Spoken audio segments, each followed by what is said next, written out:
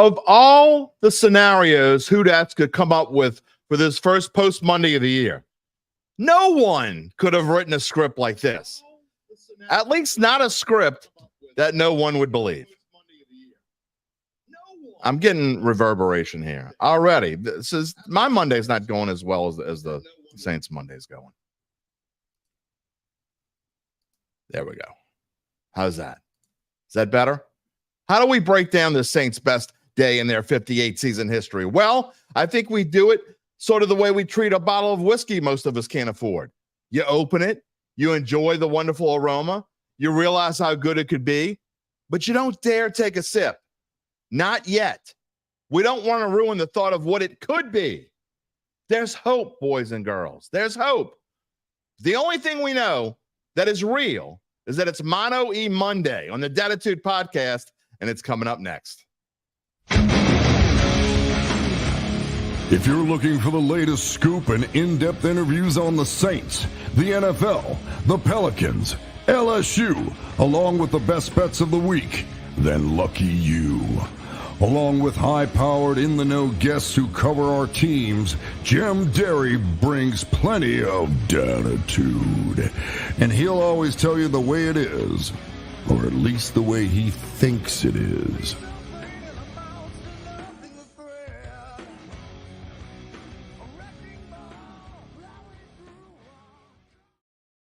How's that for fumbling and open, boys and girls? I'm taking one for the team. All the turnovers that the Saints were supposed to have, I did it for them. Where are you at, New Orleans? And hello to my friends elsewhere, everywhere, out there, who woke up this morning and checked the box score 6 times to make sure that it really happened Sunday in the Superdome. And indeed it did. Saints 47, Panthers 10, and it wasn't really that close. So let's get to it. This is Dattitude, episode number 276, presented by Evangeline Securities for a very fun, hopeful, pleasant Monday, September 9th, 2024. I am your host, Jim Derry. You know that. Whether you're watching on one of our social media channels or listening on demand to the podcast after the fact, as always, I thank you for being a part of the Dattitude family. It is Mano E Monday. That's what I've decided on. I don't remember who suggested that. Thank you, because that was the best one we have so far. We can always change it later if we like something different. That's the good thing about this show. It's just you. It's me. It's Gabe this morning. We're going to share the fun. Gabe's not as giddy as most of you are. His Houston Texans escaped yesterday. They are 1-0, though, just like the Saints. You know how to talk to us by typing in your comment on YouTube or Facebook. We ask that if you haven't already done so, subscribe to our ever-growing, and I mean it, I'm not just saying it. I'm not like the politicians just saying whatever it is to get clicks, to get subscriptions, to get votes. It's actually growing leaps and bounds. Subscribe to our Dattitude YouTube page. You will have access to all of our short takes as well. We're doing them every day. Do the short takes every day. The show is Monday through Friday, except for Tuesday. And we do short takes every day on YouTube and on TikTok as well. You can get in touch with me on X at Jim Derry Jr. and via email, jderry@theadvocate.com. All right, we got comments in the queue. I can't wait to read them. Dylan Smith, who dat, baby? UBN being his facetious dumbass self. Super Bowl bound. Go Jets.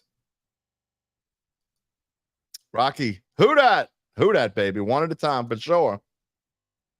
Brian, good morning.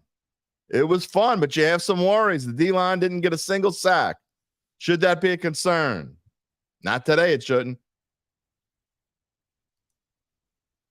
Oh, Lord. Smart asses abound. You know what? I'm going to give him his due because, he's coming on the show. He's actually going to come on Wednesday this week because we're worried about this potential hurricane. It's not potential. It's going to be a hurricane. We'll talk about that later. How many points would they have scored with Rattler at quarterback? Really? 47. There you go. That's how many they scored. All right. Well, before we get to the Saints and more comments, obviously, on Mano E Monday, and you see the topics there. Don't ask why. Don't ask why. Who cares why? Just enjoy it. You don't know if there's going to be another game like this year or not. There might be. We hope there are. But we're going to tell you why in a little bit, why it's very unlikely they'll have a game like this again this year. And we'll give you some numbers and show you how historic this game was. I did a lot of research and tweeted it out. Now, others, I'm not going to mention any names. There were others out there who mentioned the stats that I put out, probably without doing any research themselves, and just spotted it out as their own. We don't mind at Dattitude, but you should give us a little love. I'm just saying, if you're going to do that, if I take a stat that I saw somewhere on X, I'm going to give that person credit. All I would do is ask you the same. We should, when we show clips on this show, we get most, if not all, most of our clips that we get, the post-game interviews, because I'm not in there and I can't film them myself because I'm doing the Saints Insider show right after the game. Saints Insider podcast on all of our NOLA.com media channels. They also have their own YouTube page. So I take the clips from the New Orleans Saints and I give them credit. I put a bar on there. Video courtesy of the New Orleans Saints. If you're going to take a stat that I use, I'm just saying you should mention me. That's all. This offense, we're going to talk about this offense because we don't want to get into the trap of overreaction Monday, but this offense is most certainly different. We're going to talk about why it's different. We're going to hear from, we're going to get post-game interviews from Coach Dennis Allen. You even like him today. We're going to hear from Derek Carr, who has been what we've always said he is. He's great if he gets time to throw the ball, and he's mediocre if he doesn't. He had time to throw the ball yesterday. He was great. Clint Kubiak can find ways to get the ball out of his hands fast enough to negate some of the pass rush. And if that is the case going forward and consistently, I'm not going to say he's going to be great all year, but you know as well as I do. I tell you the way that I think it is. Not the way that you think it is, or I hear that it is, or Fanboy Podcast says it is. I tell you the way that I think it is. And more times than not, the realistic point of view is the way that it is. Derek Carr has always been, in my opinion, a slightly above average quarterback. His numbers prove that he is. His career numbers prove that he is. I'm not going to get too high about what he did yesterday, but I'm also never been as low as a lot of you have thought he was. I'm going to hear from him later on and how he's taking it, how he's enjoying it. And we're going to hear from other players that not only talk about what they did and what this team can do, but I think they all say something about Derek Carr in our clips. Alvin Kamara has an interesting take, as does cornerback Alontae Taylor. By the way, became the first Saints defensive back, speaking of facts that were thrown around that I looked up and no one gave Dattitude credit for. Became the first defensive back ever to record 3 sacks in one game. Again, we also talk when we talk about Dennis Allen, we have a cool moment that the Saints posted on their YouTube page. Dennis Allen's post-game speech to the team. Look, he's remaining grounded. I love it. It's a great reminder that this is only one game, but we are going to enjoy this one game. Unlike the coaching staff that's already in their offices getting ready for the Dallas Cowboys. We're not going to really talk a whole lot we will mention the Cowboys later on. I'll show you the line. There are some interesting movements in the futures that when Gabe comes on, we'll probably talk about in just a minute. Mondays with Gabe. There's been a lot of movement in the futures line. When you talk about overreaction Mondays, you don't see this much change really in futures after one game. I don't remember seeing this much change. Someone commented on one of our shorts. Well, what do you think now, Derry? I'm not going to change my opinion from one game. I'm going to enjoy the game, but I'm not going to say because I said 7-10 last week in our NFC South preview, I'm not going to tell you all of a sudden because they beat the crap out of the Carolina Panthers, who look awful, that I think now they're going to, 10-7 now, baby. Playoffs. Roll with it. Go put a mortgage payment on it. Make it the playoffs. Go make yourself. I'm not going to do that. I would never do that. Again, there's a reason why the first Monday after week 1 is called Overreaction Monday. Please remember that the Saints have now won 6 consecutive opening day games, which is the longest streak in the NFL. No one else in the NFL has won currently 6 straight opening day games. Where has that gotten this team? That being said, absolutely enjoy it. Savor it like that aroma coming from that imaginary bottle of whiskey we talked about in the open. But do not drink it. Not one sip. Now, if they beat Dallas next week, we'll talk again. But remember, this Carolina team had the worst offense in the NFL last season, and Bryce Young still looks lost. If he doesn't throw a pick on that first pass, the Saints almost surely still win. But I doubt it's anywhere near that convincingly. The first TD dime that Carr to Shaheed, man, Carr got nailed and he still threw a dime. What about the running play that he had? But without that first dime that Carr had to Shaheed and the ensuing pick from Young on the first pass he threw in the game, it set the wheels in motion. You play this game 16 more times, and I doubt you get an outcome anything like this one.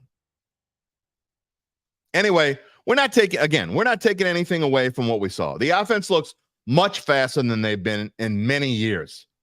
I don't even know if the offensive line is good or not because they didn't give anybody a chance to look at them fast enough.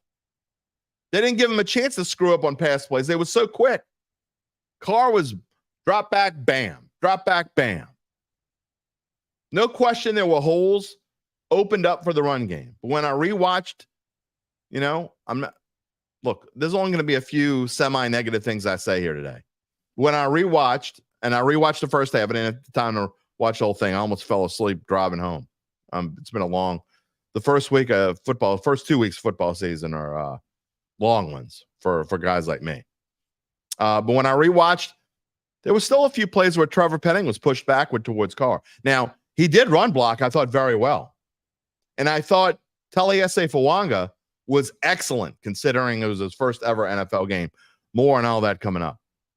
Let's see what we got here. Some comments since that, by the way, that's my abbreviated dime. We were right. Carr did a good job, Ryan. Again, it's one game though. Rocky's getting into what I'm kind of going to get into later. I'm not mentioning the dude's name. I'm not going to mention the clipboard holder's name. Who misses the old offense? It's one game. Ain't me. Game ball goes to Clint Kubiak, says Big Sean. 100%. I agree with you. David Bordelon. Great start to 24. Real test upcoming. No question. Dallas, Philly, Atlanta, KC, Tampa. All those teams much better than the team the Saints faced on Sunday. That being said, though, Atlanta, we're gonna enjoy the revelry of them being 0-1. More on this coming up, but they play Philly and Kansas City coming up before their schedule gets super easy. T.Y. ties back. Maybe tomatoes do go in the gumbo. Absolutely, buddy. Put them in there. Whatever you want. Big Sean staying grounded, or maybe he's just, come on, man. Enjoy it.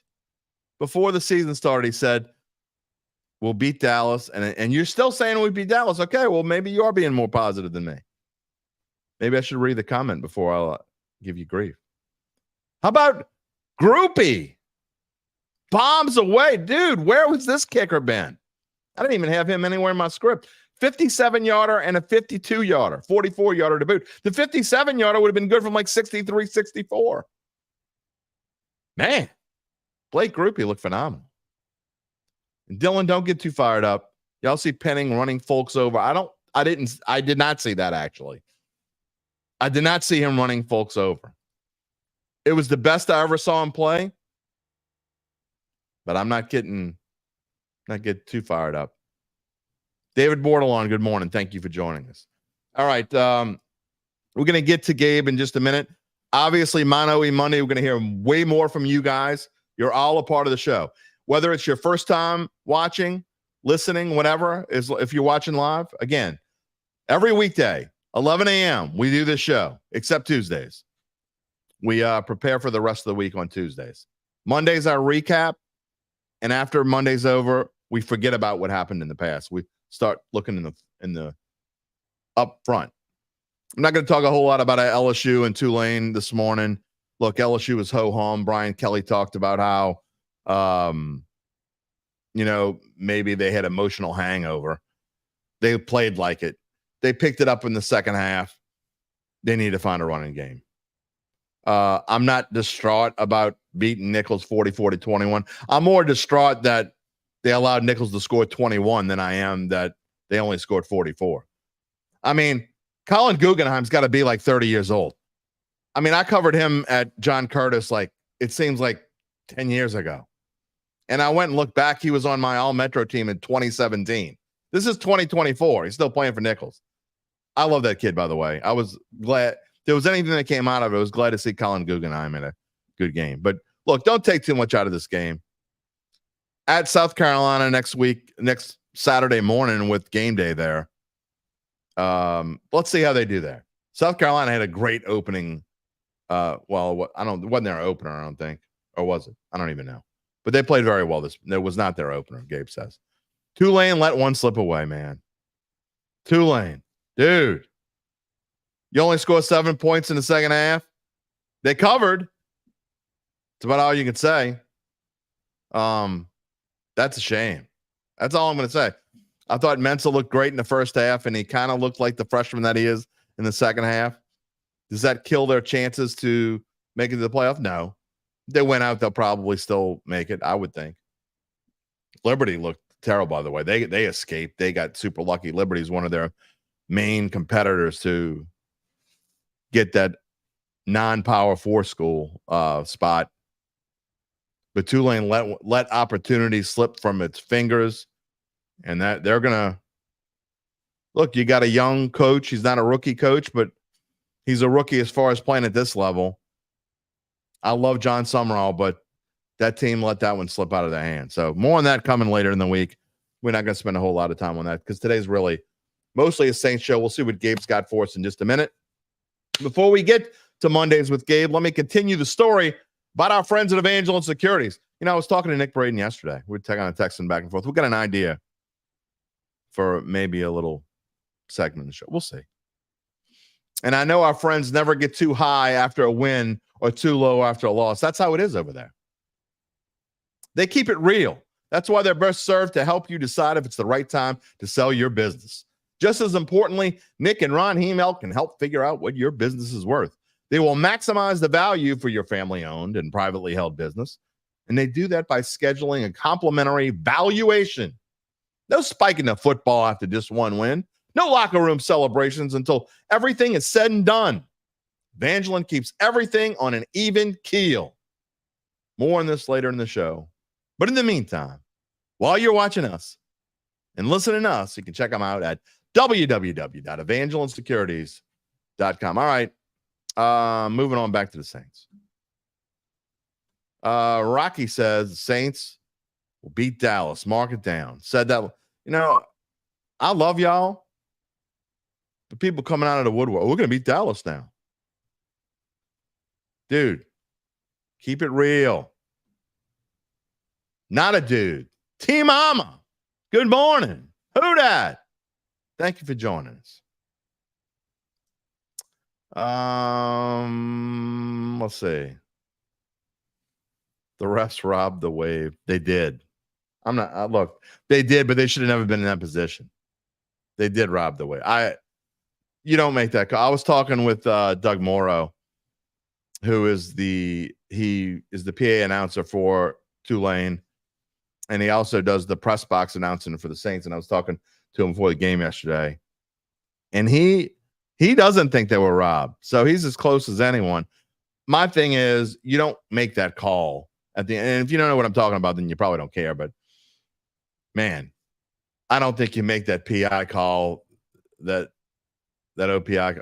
Look, they both had their hands on one another, and I didn't think it affected the play. You don't make that call at the end of the game. Also, Green Bay, is their season done 3 to 4 weeks out? No. Again, I think what I hear, they're going to go after Ryan Tannehill.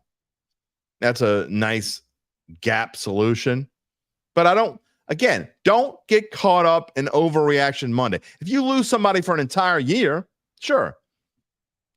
Am I going to change my opinion on the Bengals because they absolutely stunk yesterday? No.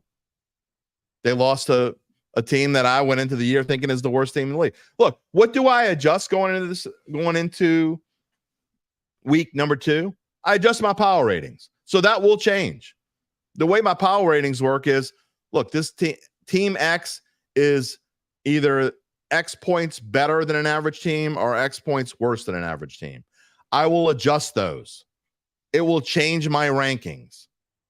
But I'm not going to change Super Bowl predictions or who's going to go to the playoffs or who's going to go to the Super Bowl based off of one game. I'm just not going to do it. I will never do that. Let's see. Groupie and Fairbairn both hit 3+ 50-yard field. No, Groupie only had 2. He had 2. His third one was 44 yards. But still impressive. All right, let's get to Mondays with Gabe. Again, we welcome any of your comments, whether you're new, whether you're not new, whether you're a regular, or whether you've been here for 276 episodes, 1 or somewhere in between. We welcome your comments. If you're watching live, and if it's after the fact, you can email me. I get plenty of emails. I actually got a few that maybe we'll talk about them later. All right, let's bring them in. Gabe Henderson. It is time for Mondays with Gabe. What you got going on, my friend? Well, first, I saw that stat on X, so maybe it's best that I don't credit whoever posted it. But it's the first time then that 2 kickers kicked multiple 50-yarders in the same week, I guess. I don't know. I thought I saw 3. Maybe that was wrong. Yeah, you got to be careful about because even when I'm doing stats now, I'll double check myself. But like the stats that people took from me, I had to go and look a couple of times, and I easily could miss something. Maybe I'll just post something next week and say it's the first time Derek Carr ever passed for more than 125 yards, and see if somebody mentions it on their TV broadcast. Go ahead. My second thing quickly, the Tulane refs got it right. They got it right. I'm sorry. I disagree. Go ahead. I think it was the receiver made no attempt to run her out. Game. Yeah, he made no attempt to run her out. And you know what? I will say, as someone who was backing K-State all last week, I think Tulane looked really good. Mensa was incredible. I watched almost that entire game. He is the real deal. And I think, with the Liberty shout, I think Liberty's got an easy schedule. But Tulane, Liberty, and Boise State, who also looked incredible the other day, they've got a real shot. Memphis as well. I think Memphis is still in the running. Again, let's don't get to it. But I don't disagree with most of what you're saying. But again, don't get too hyped up. Now, when I start changing opinions is towards the end of September, early October. Then for sure, the teams, it's like for the Bengals. The Bengals have had, this is now their 3rd straight slow start. It may be the 3rd straight time they've lost an opener, maybe more than that. They just don't start off well. That's no excuse for losing to a New England team. Now, you didn't have T. Higgins, and Jamar Chase is coming off of a contract dispute, and he was sick anyway. So you were missing a lot of your pieces. Their defense was awful. Whether that happens, whether that gets fixed, I'm not going to change my opinion on, but maybe I will in 3 weeks. I feel better about my Bengals futures now that they lost, honestly. Yeah, well, I mean, but now's the time probably to go bet them. So go see what they are. Exactly. I mean, so I wish I wouldn't have bet them before. I wish I wouldn't have bet them before. Yeah, exactly. So you said earlier in the show that I might not be as giddy as you guys, but I disagree. I didn't think the Texans played their best game, and they still came away with a win. So beating Indy anytime is great. But one of the other reasons I'm really giddy, and this is my main point for the day, I consider myself a hate watcher. If I don't like you, I will watch and I will root for your downfall. That's what happened with the Colorado Buffaloes this weekend. That's what happened with the Notre Dame Fighting Irish this weekend. Deshaun Watson. Will Levis. Yikes. I hate watched all of them.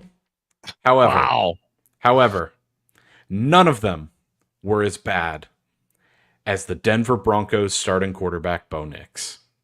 Oh, come on now. They only lost by they pushed. No. It's not about how much they lost by. Jim, did you see any of that game? I actually saw a good bit of it. I saw the Did whole you see second half. Did you see his one of his interceptions in the The one commentary at the on end? it? The booth when he threw the ball. The one with 5 minutes left? As soon as the ball, I don't remember which one it was. As soon as the ball came out of his hand, the commentary went, "Oh no." He threw into triple coverage, and they said, that's the kind of stuff you can get away with at other levels, but in the NFL, you're going to get punished every time for throwing that. Yeah, I'm so not just some stats for you. Bo Nix averaged 3.5 yards per attempt on 42 passes. That is the 6th lowest yards per attempt with 40 yards per attempt on 40 plus attempts since the merger. And they used to not know what the forward pass was, Jim. But yet I still think he looked better than Caleb Williams. I'm not going to disagree with you there. I think Jaden Daniels looked the best of the rookie quarterbacks, and he got he wasn't good either. No, he got beat to high hell with his offensive line, and I also don't think they game plan for him well. But one more stat on Bo Nix. But hold on real quick. You'll like this. Big Sean says he does the same thing when the Saints aren't playing. Yep. Hate watch. Yep. I love to hate watch. It's so much fun. And with LSU playing at 6:30 against Nichols, I mean, it was awesome to hate watch the Colorados of the world as well. Yeah, what's up with Shedeur Sanders walking off the field, by the way? Did you see his comments post game?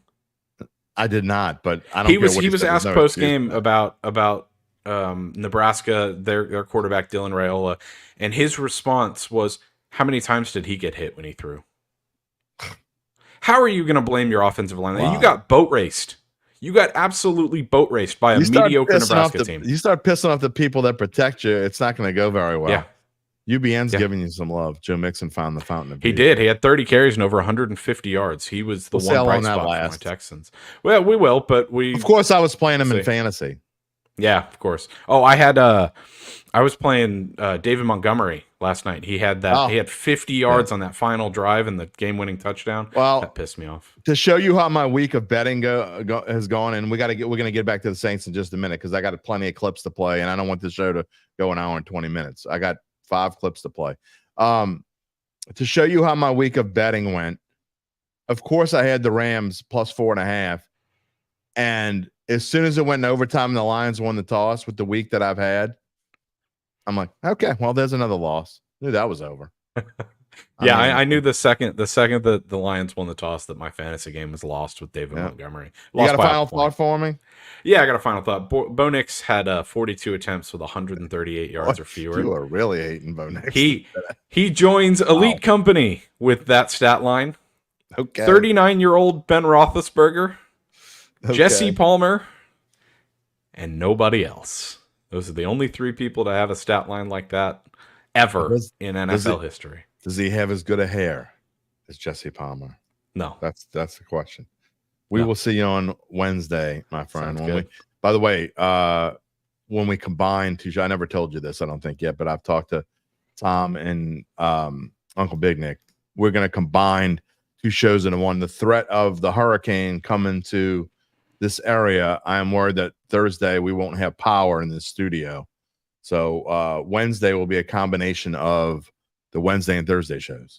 So I know how that goes all too well. Let me transition you real quick off this. Go ahead. Luke Kuechly just said on Kay Adams' show that the Saints are, quote, better than what y'all think they are. So I'll leave you with that. Well, the former Panther, giving the Saints some love. But again, I'll get into it. All right, we'll see you Wednesday. Sounds good. All right. Time to get doesn't that look good? Doesn't that just look good? If you can't see it, if you're listening to the pod after, got a new slide for post game, I guess Monday, the day after. Got a big 1-0 next to that Saints logo. It's got the schedule. It's now got the score from yesterday in green, 47-10. It's got the NFC South standings. And yes, the Saints are in first place because they're 1-0 in the division. The Bucs beat the Commanders.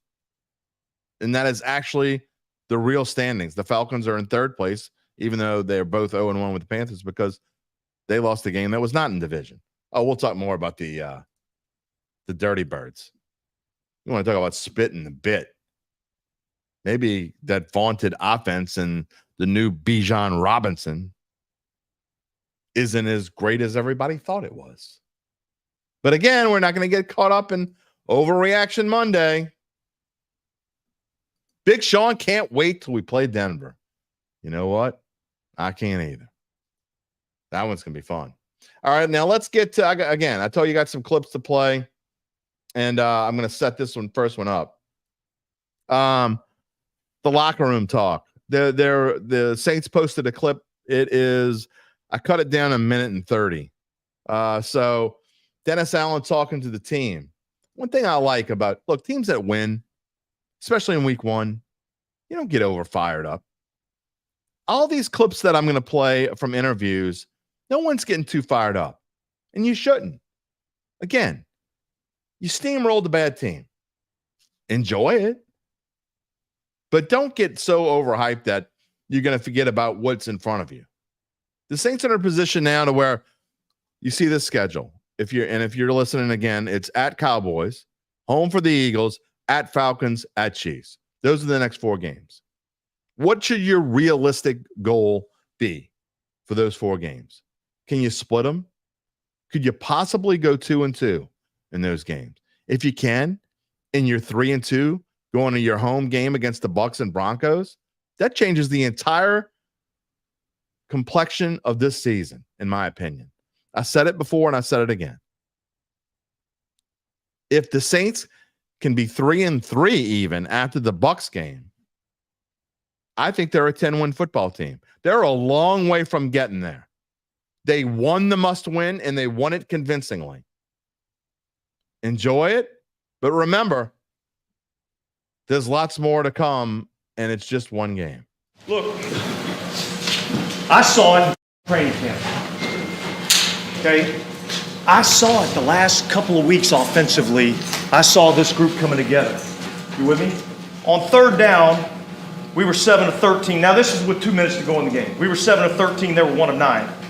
Okay, we had 379 yards. They had 191. We ran the ball for 180 yards. They had 56.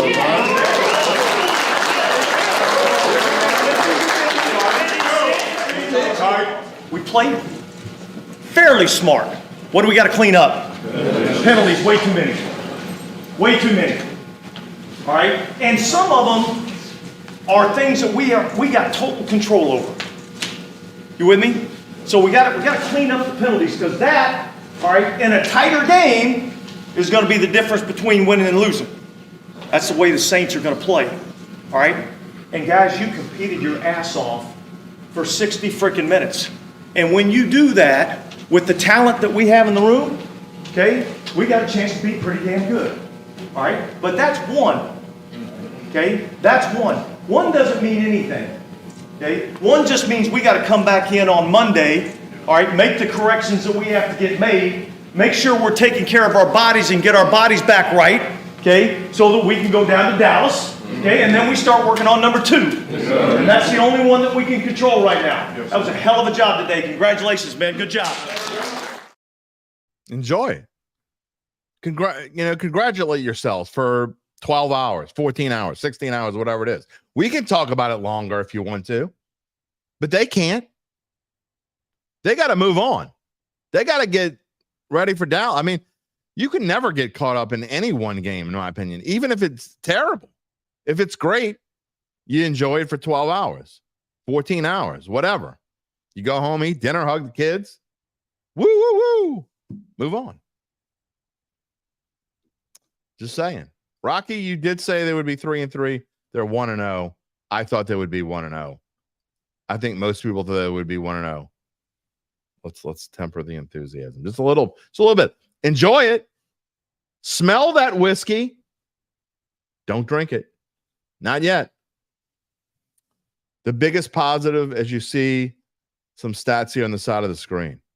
I'm going to go back to this other sheet real quick, because you see the stats there, I think as impressive as any stat. And I'm going to talk about Derek Carr first after I talk about the Carolina stats. Bryce Young, those numbers are super inflated, by the way. 161 yards. I don't know how many of them came in the fourth quarter, when really third and fourth quarter the game was over. But I know that he had, and I got my sheet, but I'm not going to reach for it on live TV here. I think he had like 60, 70 yards at halftime. 2 picks they forced. What did we say about this team in the NFC South previews? The only thing that's going to make this team successful is if they perform better than we think they can on the offensive line and they create those turnovers. They did that yesterday. They've got to win the turnover battle. I would be willing to bet the Saints won't win a single game this year that they don't are at least even or win the turnover battle. They lose the turnover battle, I bet they're going to lose. Every game they lose the turnover battle, they're going to lose the game. You put Sanders and Hubbard together, they only rushed for a combined 36 yards. Now, granted, they had to abandon the run, but Bryce Young didn't do anything. Panthers didn't have the football. Adam Thielen, their number 1 receiver, 3 catches for 49 yards. You got to love it. But to me, everything starts with Derek Carr. We can talk about the defense all day long. There's no question it's the strength of this football team. Everyone who knows anything and is a realist knows that that's the case. But those Derek Carr haters, they were as silent yesterday as the ones who bought tickets to ride the rat train. Didn't hear a peep out of them. I heard there were a couple stragglers, and I mean a very few. Most of them just didn't say anything. It's like the guy who, what did he promise to do if not if Notre Dame lost, but somebody who lost recently, Florida State. If Florida State lost to Boston College, he would eat some fecal matter. Let's just put it that way. And he deleted his Twitter account after it was over. I don't think the Carr haters were deleting their Twitter accounts, but they weren't saying much yesterday. Again, I don't think how many? Derek Carr is he the greatest quarterback? Is he? No. But he's not nearly as bad as a lot of you think he is. Big Sean, you're right. The run game keeps up, we'll go far. That's absolutely what it's about. As much about that. Big if, you're right. Michelle, that's a long name, Michelle. Derek Carr haters, not a peep. I mean, come on. Give the dude credit where credit is due. He's the same quarterback he was last year. He's the same quarterback. You know what I saw more of yesterday on social media than I saw from Carr haters? I saw Raiders fans begging for him to come back to Vegas. That's what I saw. I saw several tweets, and all of them were all these Saints tweets were talking about Derek Carr. Please come back to Vegas. They would love to have Derek Carr back. Think about what you compare him to. If you're in Vegas, you're comparing Derek Carr to Gardner Minshew. If you're in New Orleans, you're still comparing Derek Carr to Drew Brees. Stop doing that. You got to like what Derek Carr had to say. I did. Shows he's grounded. And you can tell that what fans think matter to him.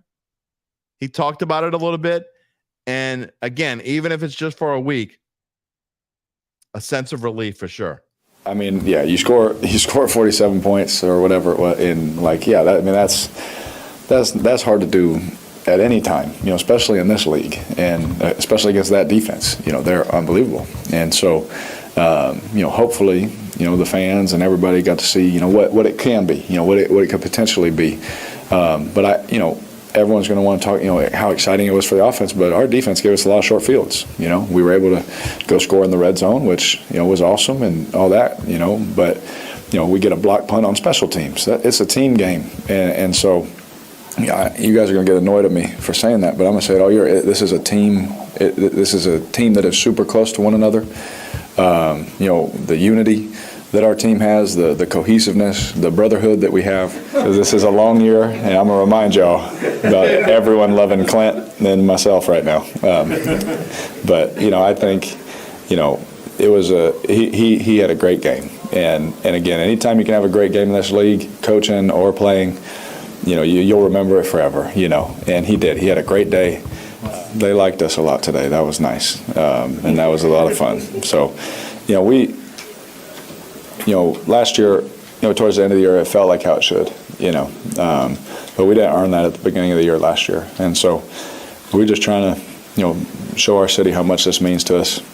And I was told not to lower my shoulder anymore because of that. I'm just trying to show, my teammates, our city, our organization, I'll do whatever it takes for us, But DA cussed me out and said, don't do that again. So, to us, we're just trying to win their heart.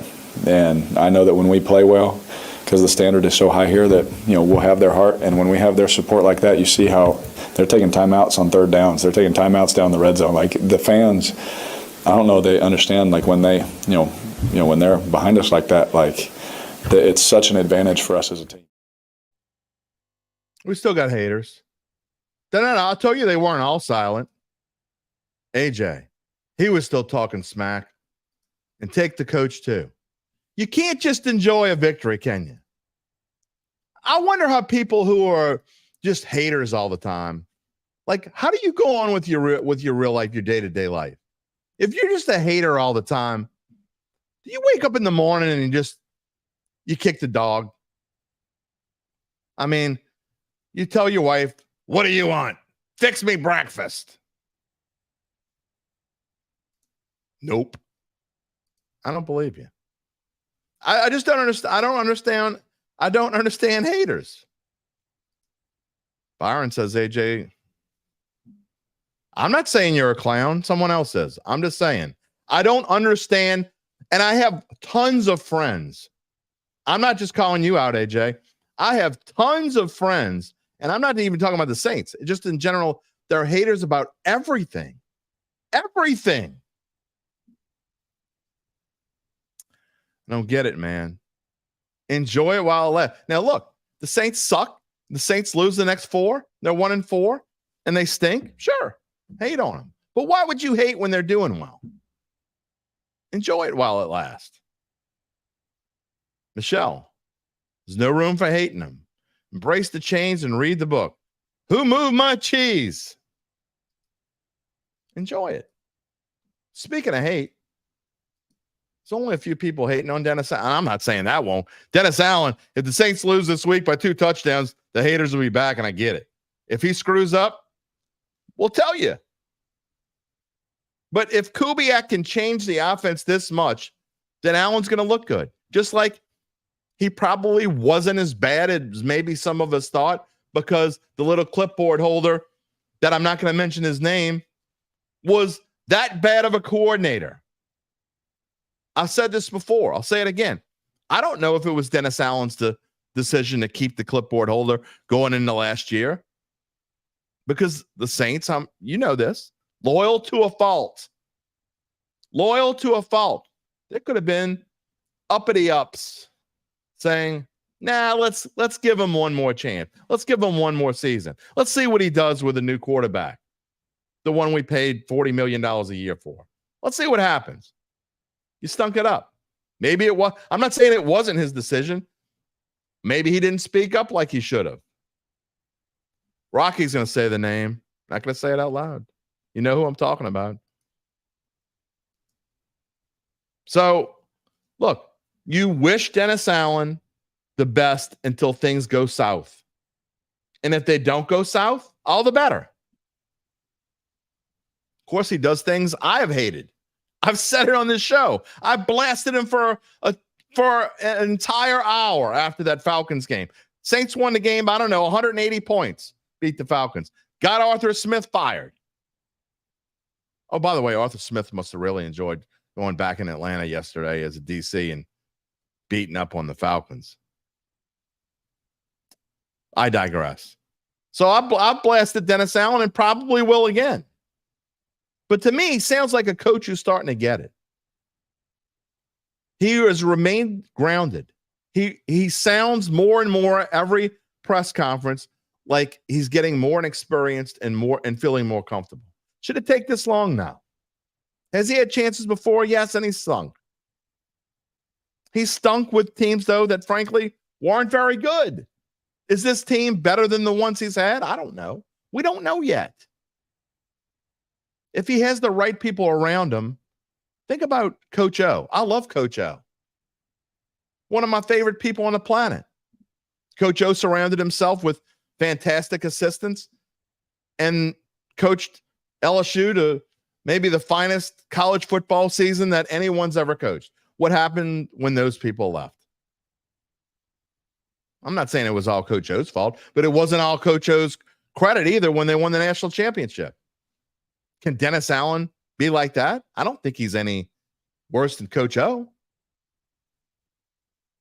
If he has the right people around him, maybe Clint Kubiak is that guy that can help an entire new offensive coaching staff. Maybe he can take this team to the next step. He's got a long way to go, but I definitely like what I hear so far. I think the biggest thing when you win a game like that, I think the biggest thing is keeping guys grounded and understand that, this is one of 17, so let's focus on the things that we have to improve on.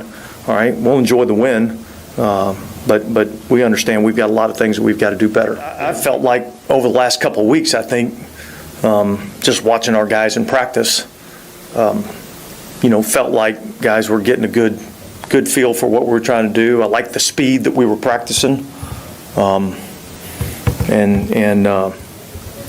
I felt confident coming into this game that we would play well in all three phases. Yeah, look, I thought he played well. I thought he managed the game well. The first touchdown pass to Shaheed was awesome. There was a little bit of pressure on him. He had to step up in the pocket, stepped up, made the throw, put it right on the money. And so that was awesome to see. And look, him no different than anybody else on our team. We're going to go and look at a handful of plays that, I wish we would have, and we had opportunities. And so I think that's the biggest thing that we've got to focus on is cleaning those things up as we head into week 2 against Dallas. Dennis, do you observe the 24-hour rule yourself personally? Like, will you enjoy this one tonight, or do you already start looking ahead? No, I'm going to enjoy this one. Why wouldn't I? These things are hard to come by, and so, but for all of us, it's about staying grounded. So there's no 24 hours. We're going to be in meetings, tomorrow morning at 11 a.m. So I don't know what time it is now, but we're less than 24 hours. So we're going to enjoy it for, a couple hours, and then we're going to get back to work tomorrow morning. You're going to get back to work. I mean, I know what else he's supposed to say. The point is, he sounds different to me than he sounded 2 years ago. Byron says DA leaves, the defense deteriorates. He had a weak low O-line and a terrible OC over the past couple of years. Look, I still think they have a bad O-line, but I think they have a good OC now. It's not DA's and Carr's fault. Give him a chance. PBM says DA will finish with a better first 3-year Saints record than Peyton has. Peyton won 25 games his first 3 seasons with the Saints. Dennis Allen, in game 1 of his 3rd season, has 17 wins. He needs to go 10-7 to have a better. If he goes 10-7 this year, then he will have a better. He would have more wins than Sean Payton had in his first 3 seasons. They're going to win 10? I still don't think so. I'm not saying it's not possible. Big Sean says he doesn't necessarily think so. Peyton did get all the way to the NFC Championship game his first year. Yeah, but if you're talking about regular season records, so you have a point. That 2006 team was kind of a fluke. I think it was more, and they followed it up with an 8-8 and a 7-9. David Bordelon said, I work out in Cali. Met a Raiders fan yesterday during the game. He said exactly that. Why did we let Derek walk? And David said, we're glad to have him. Who dat? I don't know, man. It's this team again, what can you take away from one game that I think does translate and go forward? I think the speed of this offense is unquestionably different. They came right out of the gate. Kamara looks a lot like his old self.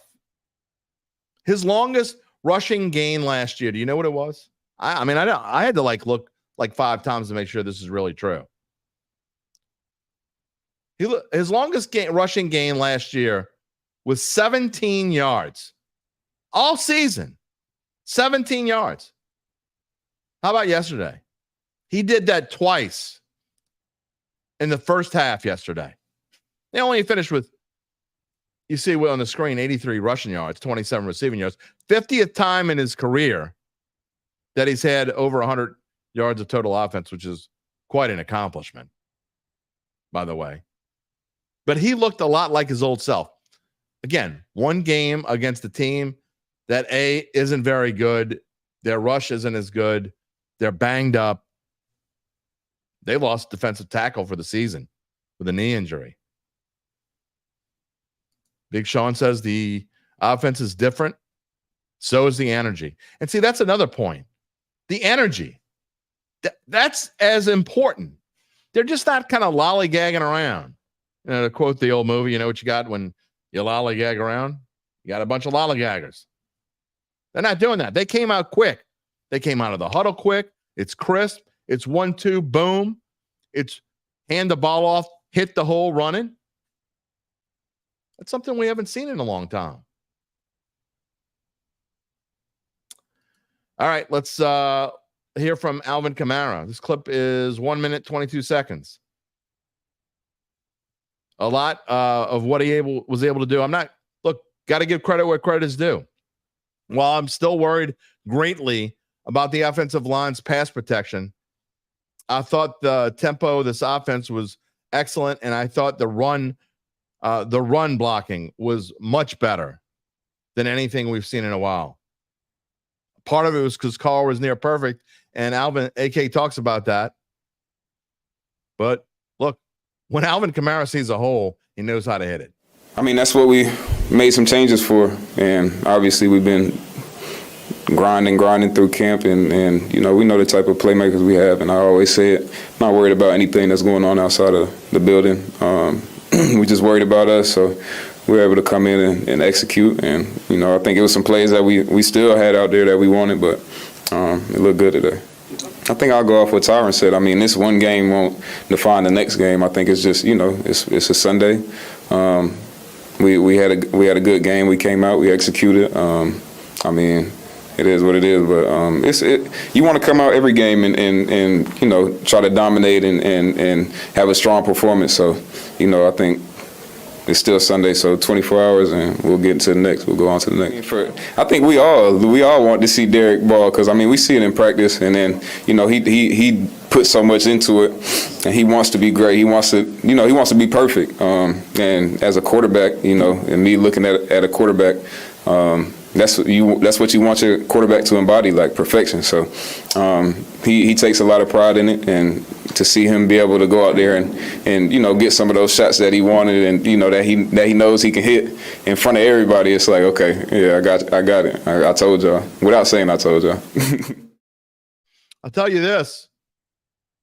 I know there's no question that the people in the locker room believe that they're really good, because us pundits and us media, and look, a lot of fans still, I know there's a lot of people skeptical, because I'm skeptical.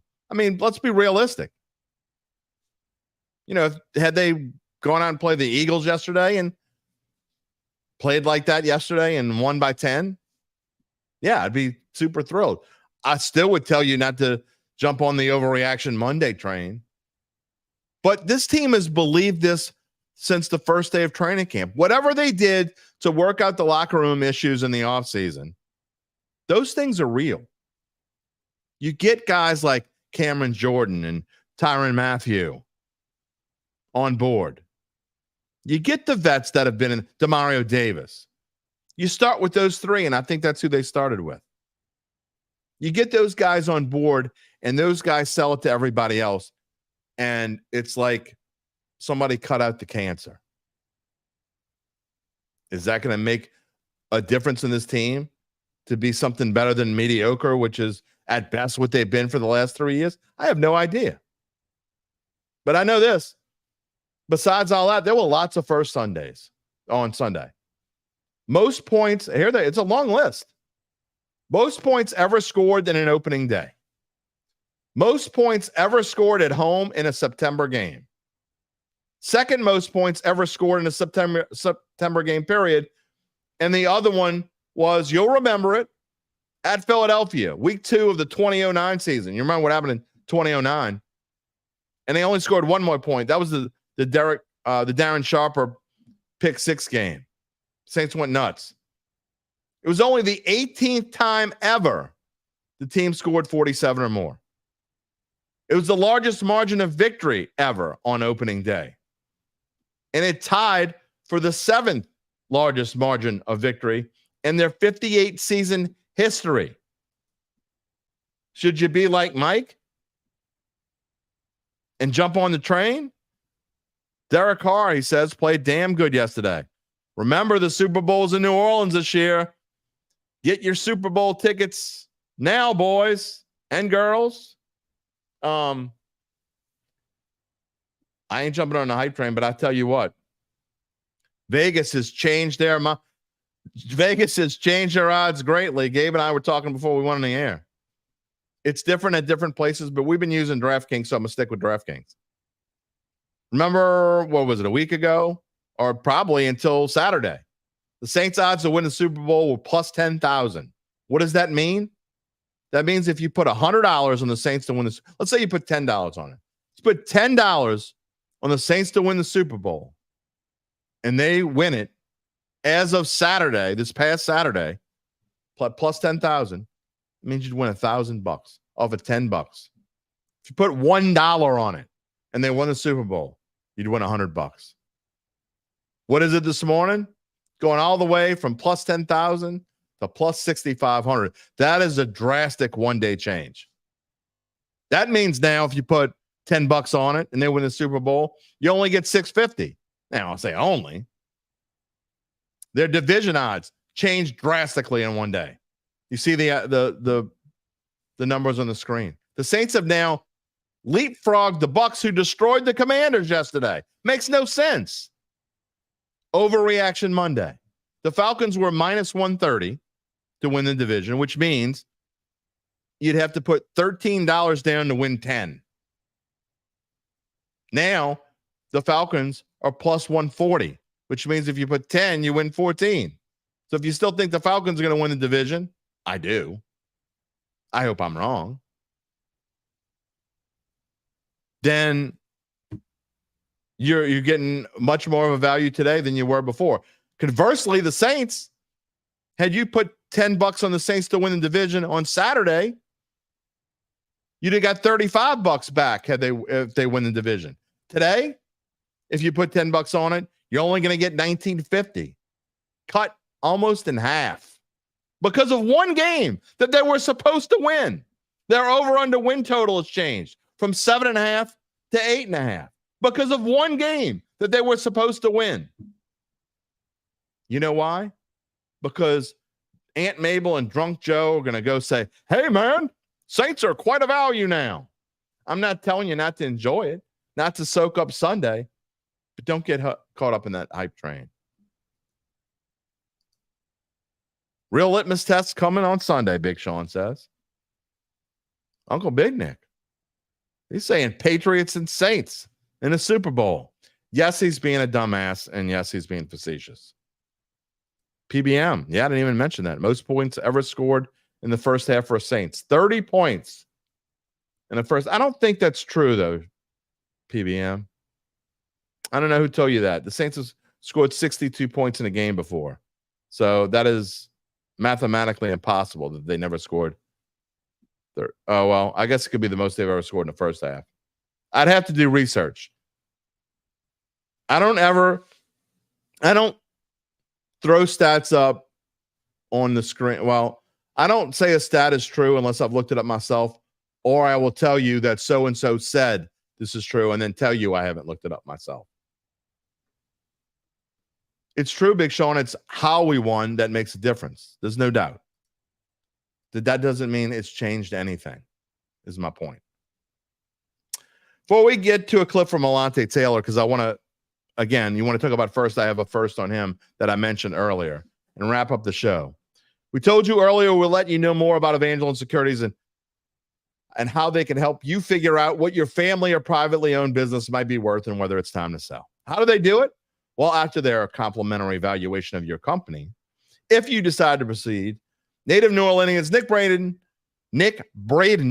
Ron Hemelt, I must have ate peanut butter this morning. And the folks at Evangeline will begin an extensive auction process from among established private equity funds from around the world. They will maximize the return process for the founder and his or her family. You know that imaginary bottle of whiskey we've all been talking about? Well, maybe they can help you make it so that thing is not imaginary. You wouldn't just have to sniff the thing. You could drink it whenever you want. Well, except when you were about to drive. But who knows? Maybe you can hire a driver. And then you can let me know what that's like. Evangeline Securities is the top producer on their platform, and there are very few companies like them in this area. None with their dedication and success. They are fully licensed, ready to serve you. So get in touch with Nick and Ron about what's really important the rest of your life. You can find them at www.evangelinesecurities.com. Okay, we were talking about first, and there's another one. If you didn't hear me say it early in the show, if you just came in, you've been straggling around. Where you been? You missed a good show. You can go back and watch it on demand later. We were talking about first. Alontae Taylor became the first defensive back. There have been 51 players. 51. I looked this up myself, by the way. There have been 51 players in Saints history. 51 now. There were 50 before yesterday. 51 players in Saints history have recorded 3 sacks in one game. And the interesting thing is no one's recorded 4. 3 is the number. None of them before yesterday were defensive back. Makes me wonder, we're going to see more blitzes. Is this something that's going to change in this defense? Because look, I think they should blitz more, especially with a quarterback like Bryce Young. Should you blitz Mahomes? No, definitely not. I mean, there are going to be other quarterbacks you go down the list and look at them. Maybe you don't blitz Matt Stafford a whole bunch. I don't know. But I like this. You know, the Saints were one of the least blitzing teams in the NFL the past couple of years. Sometimes I think you need to blitz, but whatever. I loved what I saw from Alontae Taylor, and you know he was having a lot of fun. Yeah, they told me when I was coming off the field, it ain't really sat in yet. I was actually sitting in the locker room just thinking about it.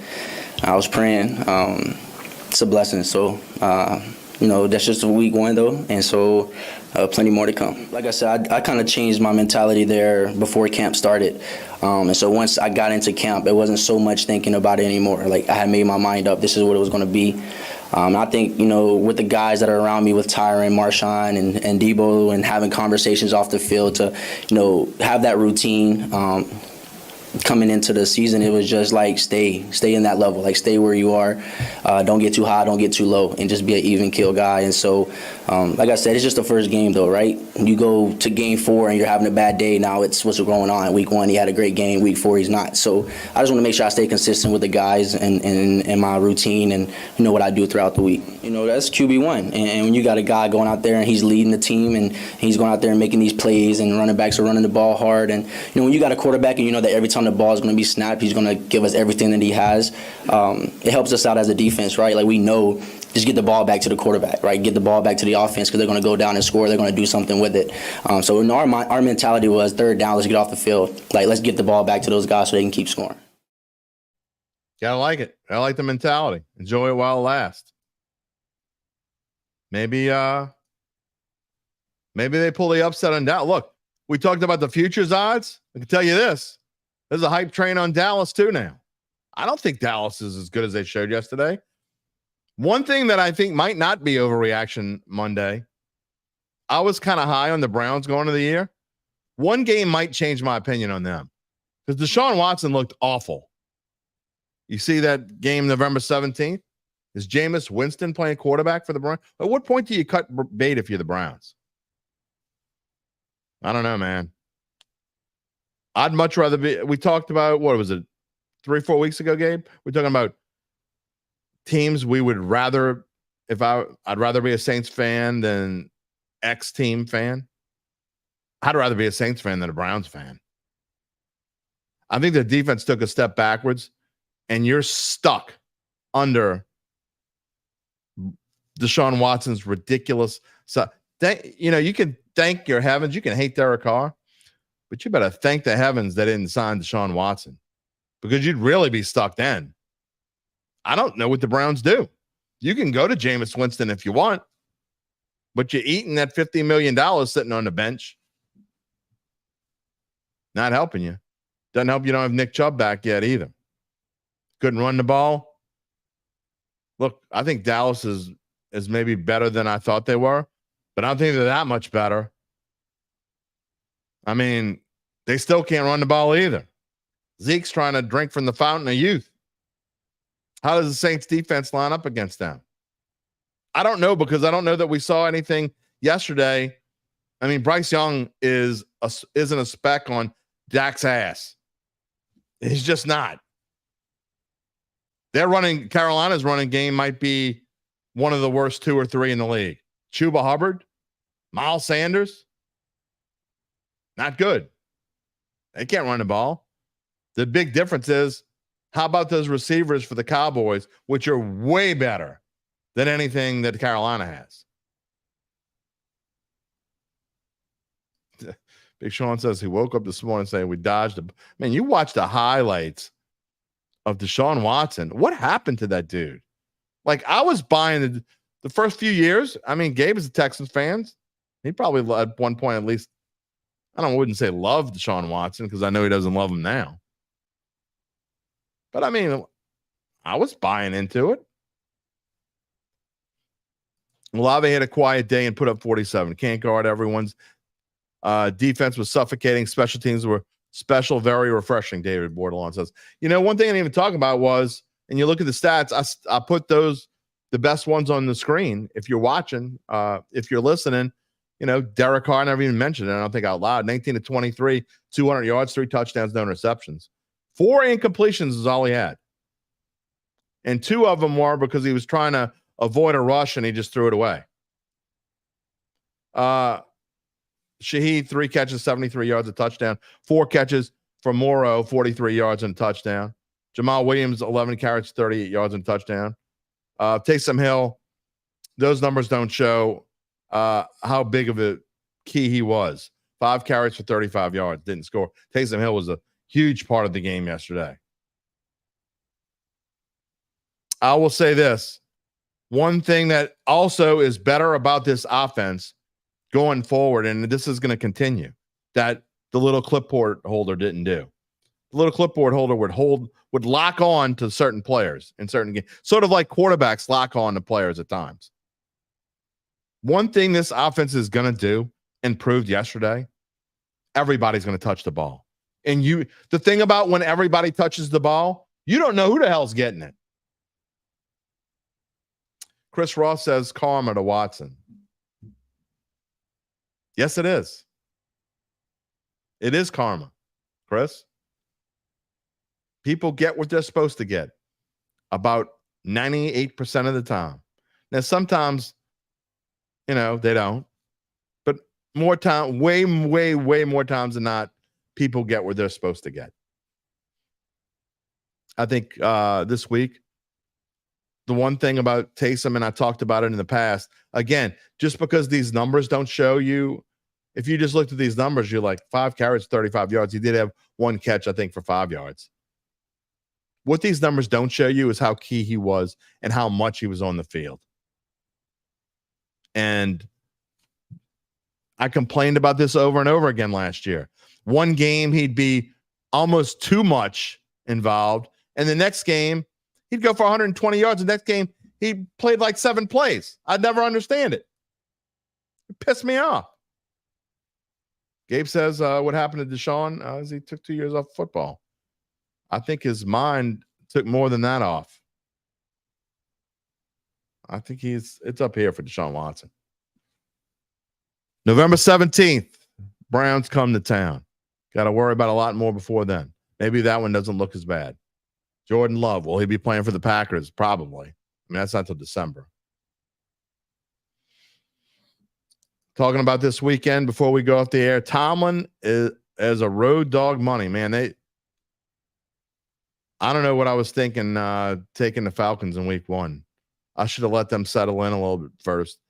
They got 0-3 Look, I still stand by the fact that if you look at their schedule, and I have it here to show you, but their second half schedule is like a knife going through butter. I mean, they have a legitimate chance to win like 8 games. The Saints are going to win this division, and it's going to be really tough to do with this schedule. But you need the Falcons to go 0-3. You need them to lose to the Eagles and lose to the Chiefs so they can be 0-3. And then you need to beat them in week 4 and have them go 0-4, because not only will it just kind of suffocate their confidence and say Falcons are going to Falcon. By the way, all the hate for DA, Raheem Morris is the same guy. He sucked in his first opportunity as a coach. He's a defensive coordinator coming in Atlanta. Why is he any better than DA? He's not. By the way. But the Falcons have a schedule that opens up wide open, that if they aren't 0-4 or 1-3, they're going to have an excellent chance to win 11 games or so, because they're playing cupcakes. Go look it up. UBN, would I've taken Atlanta had I known Fields was starting? I still would have taken them, but I wouldn't have put them in my best bets probably. Chris Roth, absolutely. Week 1, a big misnomer. It's overreaction Monday. We're not going to overreact, but what we aren't going to do is we're not going to have an extra point. We'll get back to doing an extra point. I know some of you really like them, and when we do them in shorts, they actually get viewed very well. If you don't know what I'm talking about, if you're new to the show, I usually end Mondays and Wednesdays with something I call the extra point, and it's usually a look back in time, or it's my take on something that doesn't have to do with what I'm talking about on any particular show. But we're kind of running out of time, and first couple of weeks of the season, we got so much going on. I am going to abandon the extra point for a little bit. We will get back to doing it. I want to thank everybody out there. It's been a great show. I love the feedback. I love Mano E Monday. It is my new favorite thing. We may do Mano E Wednesdays before too long. I don't care if it doesn't rhyme. Great show as always. Thank you very much. Thank all of you for joining in. Again, a little programming note for you. If you didn't hear me say it earlier, we're going to combine, because of the threat of a potential hurricane coming to New Orleans. If you're just a Saints fan and you're not living around here, there is a tropical storm. It was officially announced a tropical storm in the southwestern Gulf, Tropical Storm Francine. It is supposed to hug the Texas coast before turning northeast. No, I am not Nash Roberts, but I play one on TV sometimes.